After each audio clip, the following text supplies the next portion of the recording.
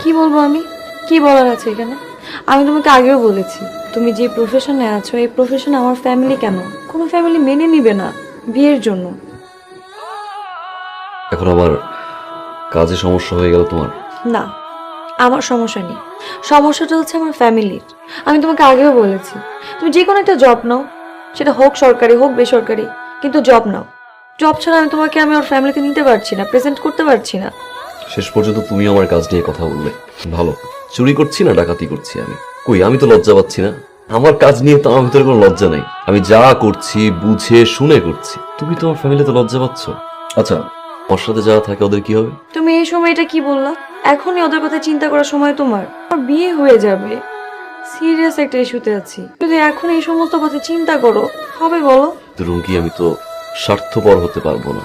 যারা 5টা বছর ধরে আমার সাথে আছে, শুরু থেকে আমার সাথে ভালোবেসে